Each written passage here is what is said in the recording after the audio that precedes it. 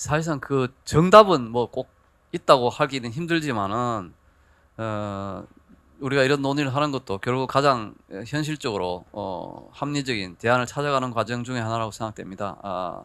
저는 그 어쨌든 방송이부터 시작해서 이 방송 정책 기구에서 30년을 근무하다가 지금 이제 밖에 나와 있습니다만은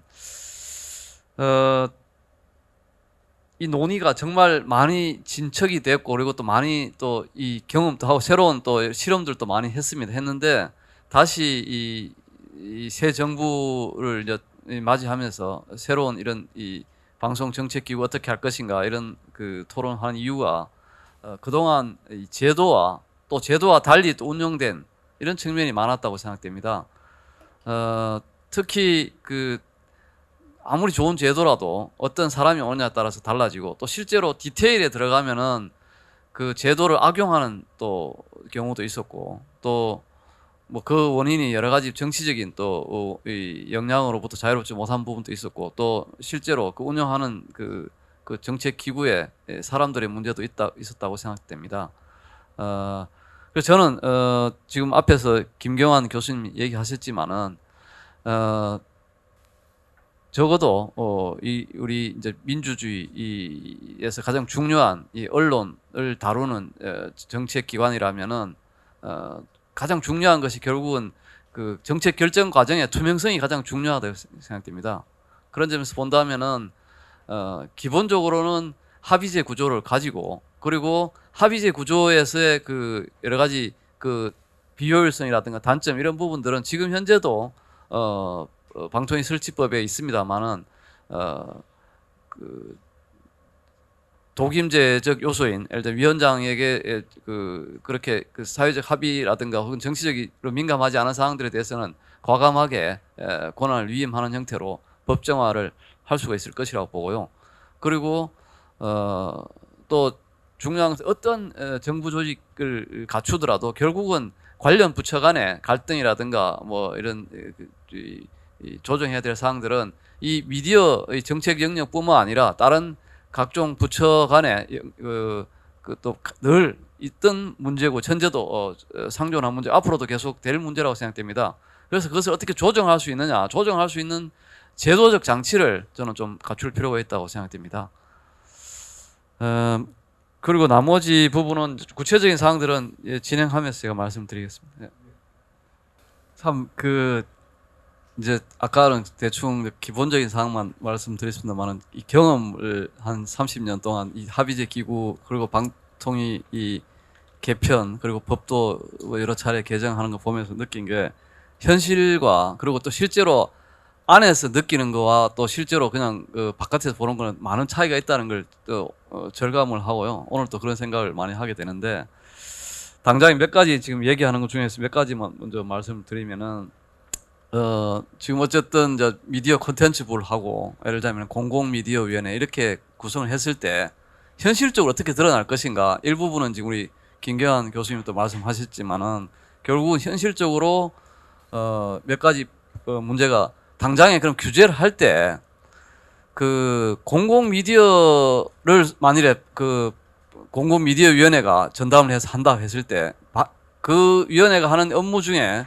반드시 규제만 있는 게 아닙니다. 그리고 지능이 들어가게 되고요. 그리고 규제 지능 부분도 결국은 좀 이따 말씀드리겠습니다만, 과연 구분을 할 수 있는가 문제가 여전히 현실적으로 늘 상존하고 있고요. 규제에 반대가 사실상 지능이기 때문에 규제를 완화시키면 그게 지능이지, 추가로 뭐 현금을 뭐 지원하고 이게 실제로 지능이라는 건 아주 미미한 부분이고요. 실제로 지금 산업부처에서도 마찬가지인데, 그리고 예를 들자면은 그러면은 그 공공 미디어라고 분류되는, 예를 들자면 지상파나 뭐 이런 쪽에서 디지털 플랫폼에서 사업을 할 때 그런 부분들은, 그러면은 그 사업자들은 공공미디어위원회 규제도 받고, 다시 또 디지털 컨텐츠부 규제도 받고, 또 이중 규제를 받습니다. 그리고 또 규제 형평성 때문에 늘 또 더 공공미디어가 발전하는데 다시 또 뒷다리를 잡는 그런 결과도 가져오기 때문에, 실제로 공공미디어위원회를 만들어서 공공미디어만 규제한다, 이거는 지금 디지털 플랫폼이 사실상은 시장을 전체를 지배하고 있는 상황에서, 그리고 기존의 공공미디어가 굉장히 어렵게 지금 살아가야 되는데 아까 우리 이강택 그 위원장님 얘기하셨지만은 그 지원 문제도 결국은 돈을 어디서 갖고 있느냐 문제가 굉장히 중요합니다. 그래서 그리고 또 경쟁 시장에서 결국 디지털 플랫폼 시장에서는 결국은 경쟁하는 사업자 간에 결국은 다른 규제 주체가 다른 방식으로 이 규제를 했을 때 또 다른 문제가 발생할 수 있다고 생각됩니다. 그리고 지능과 규제 부분은 저는 이제는 우리가 논의를 할 때 저는 정말 저도 오랫동안 지능 규제 이야기를 많이 했습니다만은 이제는 정말 지능과 규제를 구분할 수가 있는가 과연. 그리고 지금 현재도 보면은 실제로 과기정통부에서 하고 있는 통신 부분도 사실은 규제가 한 80~90%입니다. 지능이 없고요. 대부분 규제입니다. 정부에서 하는 것이. 그래서 유료방송 역시 마찬가지입니다. 제가 오기 전에 다시 한번 쭉 놓고 이렇게 업무 분장을 과기부의 그 업무 분장까지 다 봤습니다만은 실제로 그 중에서 유료방송에 대한 지능 부분은 아주 미미하고 대부분은 규제거든요. 그래서 결국은 지능을 한다는 것이 이제 기금을 조성해서 뭐 펀드를 뭐 지원한다든가 이런 형태가 아니면은 대부분은 규제 완화를 통해서 지능을 하는 구조입니다. 그리고 사업자 간의 공정 경쟁을 하게 해서 그게 산업이 활성화되도록 하는 그런 방식이고, 그 다음에 결국은 또 남는 문제는 글로벌 사업자와에서 경쟁해서 우리 이 사업자들이 어떻게 진흥할 건가 부분 또 역시 규제의 문제에 가깝기 때문에 그래서 지능과 규제를 딱 놓고 구분해서 하기가 참 힘든 상황이 됐다고 보고요. 그 다음에 다른 문제는 아까 그 공공미디어위원회가 되든 방통위가 되든 그 위원 숫자 문제하고 선임 절차 문제인데요. 저는 지금 현재 5명 체제가 사실은 이게 일반적으로 우리나라든 혹은 외국 사례 보더라도 합의제는 5명이 아니야. 갖고는 합의제가 정상적인 합의제가 아니죠. 보통 뭐 10명 이상 뭐 40~50명 되는 나라도 있고 한데요.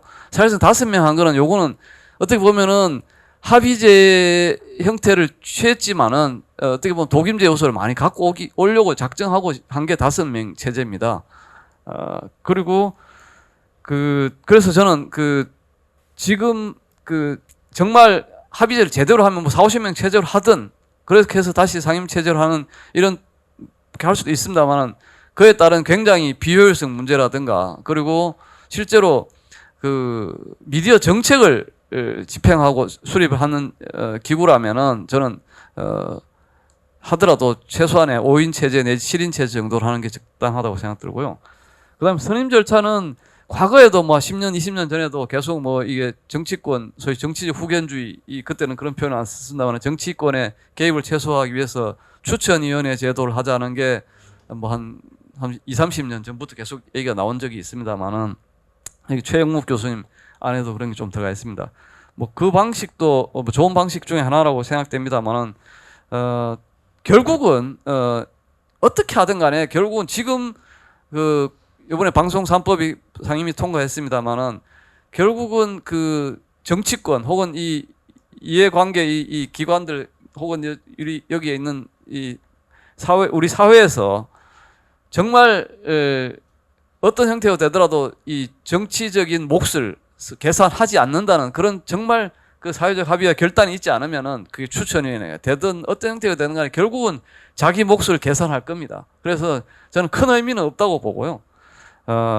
오히려 책임성 있게 그걸 분명하게 그냥 선임 절차를 했으면 좋겠고요. 대법원 또 얘기하셨습니다만 과거에 방송위원회에서는 대법원에서 세 분을 추천했는데 실제로 운영은 그 중에 2사람은 공보처에서 만들어 갖고 대법원에다 갖다 주고 나머지 1명만 대법원장이 현직 고법부장 판사를 임명을 하는 구조였거든요. 그래서 그것도 결국은 법과 달리 그것도 운용의 문제가 아닌가 생각이 합니다.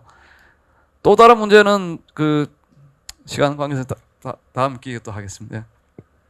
방통위에서 이제 의사결정할 때 어쨌든 이게 합의제 기구고 어쨌든 모든 거는 중요한 건 다 안건화 시켜서 사전에 공개하고 하기 때문에 그 사이에 여러 가지 의견들을 자연스럽게 수렴하는 과정들은 있고요. 그리고 특별한 어떤 아젠다가 있으면은 자문위원회라든가 특별위원회 만들어서 거기서 나온 결론을 가지고 최종적으로 방통위하는 결정하는 그런 구조들은 있습니다. 그런데 말씀하신 대로 배심제 개념하고는 좀 다른 개념이죠. 예, 일부 앞부분에 그 안정상 교수님께서 좋은 말씀을 많이 해주셨는데요. 저도 이 지금 현재 구조, 이 미디어 정책이나 규제 관련해서 방통위, 과기부, 문체부로 나눠져 있는 부분을 통합하는 것은 매우 필요하고 또 대찬성입니다. 그런 점에서. 다만 그래서 다 모아서 어떻게 그걸 어느 기구 형태로 할 거냐, 그 부분에서 좀 이견이 있을 뿐입니다. 그래서 그 통합했을 때, 그런 점에서 통합했을 때 장점, 안 교수님 얘기하신 대로 여러 가지 많은 문제들을 해결할 수 있다고 저도 생각을 하고, 그렇기 때문에 저도 통합에 찬성을 하고, 다만 그걸 합의제 형태로 할 거냐, 중심을 독임제 중심으로 할 거냐에서 조금 생각의 차이가 있을 뿐이라는 점을 다시 말씀을 드리고요. 그리고 또 여러 가지 문제 해결 방법에서 여러 가지 이제 아까 이강택 그 위원장님 얘기하신 것도 있고 한데, 우리가 모든 거를 이 소위 이제 행정법상으로 크게 행정조직법과 행정작용법이 있는데, 이 행정조직법에서 모든 걸 해결할 것만은 아니고, 실제로 구체적으로 정책이나 구체적으로 시행할 부분들은 결국은 대부분은 행정작용법을 좀 더 치밀하게, 예를 들면 지금 같으면은 뭐 방송법이라든가 앞으로 그 통합한 뭐 시청각 미디어 서비스법이 되든 통합 미디어법이 되든 이런 데서 많은 부분들 좀 디테일하게 담아서 우리가 고민하는 문제들을 해결할 수 있을 거라고 생각을 합니다. 그리고 또 이제 우리 안 교수님 제 굉장히 친한 오랫동안 뵙고 했는데 말씀하신 것 중에서 이제 약간은 이견을 제가 달고 싶은 것은 지금 아까 말씀하시는 중에 이 방통위가 이제 합의제로 있다 보니까 여러 가지 산업진흥 부분에서 실패를 하거나 뭐 지연되거나 뭐 놓친 부분들을 사례로 몇 가지 얘기를 해주셨는데, 저는 그게 이제 반드시 물론 뭐 일부는 방통위 자체에 여러 가지 제도적인 문제도 있겠지만은 방통위 구조 자체의 문제로만 보기보다는 상당 부분은 오히려 대부분이 방통위 밖에서의 어떤 영향이라든가 정치적인 그런 이 이슈들로 인해서 실패하거나 주저앉은 사례들이 많다고 경험상 말씀을 드릴 수가 있습니다. 그리고 아까 또 OTT 문제 부분은 이제 여러분 몇 분이 얘기하셨는데, 이 부분이 지금 현재도 이제 이 부분 해결해야 될 부분이, 현재는 어쨌든 뭐 이 법이 계속 뭐 저도 관열 과장 때 국장 때 계속 관여를 하고 뭐 준비를 하고 뭐 연구도 많이 하고 했지만은, 결국은 아까 안 교수님 말씀하셨듯이 이게 세 개 부처가 다 OTT를 뭔가 인발부 하려고 하고 또 실제로 조금씩 관련되고 하니까 현행 체제 하에서도 지금 현재는 잠정적으로 부가통신 서비스로 되어 있거든요. 그런데 이게 사실은 미디어지 않습니까? 미디어 시장에서 경쟁하고 하고 있는데 현재는 통신 서비스로 되어 있습니다. 결국 이 문제를 해결하고 하기 위해서라도 결국은 큰 틀에서의 이 행정작용법에 대한 논의도 같이 가지 않으면은, 그것들이 어떻게 되냐에 따라서 이 행정 조직들이 어떻게 구성되더라도 또다시 실패할 가능성은 여전히 상존한다고 저는 생각을 합니다. 그리고 또 한 가지는 이제 경험상 공무원들이 이게 또 한 조직 문제인데요. 특히 이제 죄송합니다. 계속 언급을 해서 안 교수님이 가장 잘 알 텐데, 사실상 저는 그때 캐나다 연수 중이었지만은 2013년입니까? 미래창조과학 만들고 할 때, 그때 방통위와 이제 미래창조과학부 가를 때 처음에 시작은 제가 멀리서 듣기로는 50명에서 시작해서 우리 안 교수님이 또 엄청 그 당시에 노력하셔갖고 한 200명 체제까지 바꿔가서 결국은 최종적으로 런칭이 됐는데요.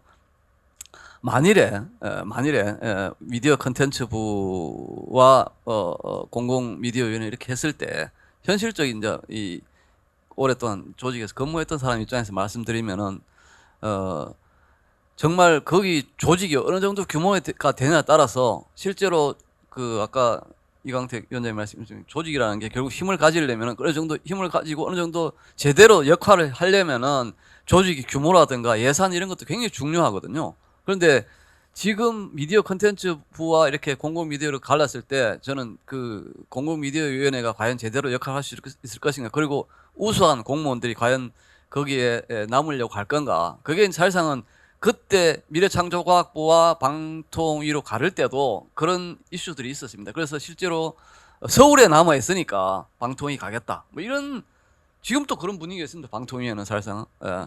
그래서 그런 부분들도 실제로 우리가 디테일하게 고민할 부분도 있을 거라고 생각 들고요. 그래서 그랬을 때 이제 그런 이 논의 과정에서 그런 부분까지 염두에 두고 그럼 과연 어떠한 선택을 할 건가, 이런 부분들 이 같이 고민해야 될 거라고 생각됩니다. 이사입니다. 예, 계속 좀 반복되는 측면이 있습니다만은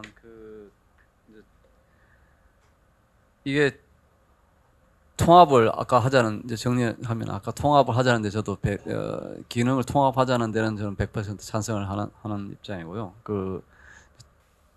합의제이기 때문에 속도가 느려진다, 이런 부분들은 저는 특히 9인 합의제도 경험해봤고 5인 합의제도 경험해보고 또 5인 합의제에서도 상근, 그러니까 전부 모두가 공무원인 체제에서도 제가 15년 이상을 근무를 해봤는데, 합의제이기 때문에 실제로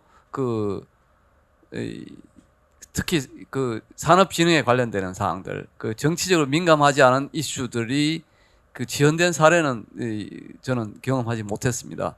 그리고 실제로 뭐 통계도 있습니다만은 실제로 방통위 내지 방송위에서 정치적인 이슈가 안건을 올라가는 거는 1%도 안 됩니다. 연간으로 따졌을 때 1% 미만, 0.1% 수준 될 겁니다. 실제 대부분은 비정치적인 이슈들이 되고요. 그리고 지금처럼 5인이 매일 출근해서 매일 얼굴을 보고 언제든 하루에도 몇 번씩 회의를 할 수 있는 구조이기 때문에 어떤 이슈가 생겼을 때 그거를 합의자라고 해서 지연되는 거는 아니라는 말씀을 다시 한번 드리고요. 그리고 또 한 가지는 이제 과거 방송이와 달리 지금 현재는 또 공무원들이 다 같이 근무하는 체제고 거기서 위임 정결 규정도 돼 있어서 일반 독임제와 그런 점에서는 또 크게 다르지 않은 점이 있다는 것도 얘기를 할 수가 있을 것 같습니다.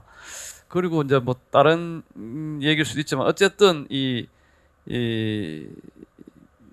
우리가 새롭게 또 민주주의를 세우고 이런 입장에서는 어저께 이 대통령께서도 얘기하셨습니다만은 결국은 민주주의가 밥을 먹여준다는 걸 증명해야 된다, 이런 말씀도 하셨고, 자유가 곧 경제다, 이런 말씀도 하셨는데, 우리가 이 미디어 영역에서 결국은 민주주의 실현을 위해서 가장 중요한 미디어 영역에서도 역시 어떤 조직을 만들든 어떤 규제 체계를 만들 때 역시 가장 국민들의 주권자인 국민들의 의사가 가장 잘 반영되는 규제 체계 혹은 조직 체계가 저는 필요하다고 생각을 합니다.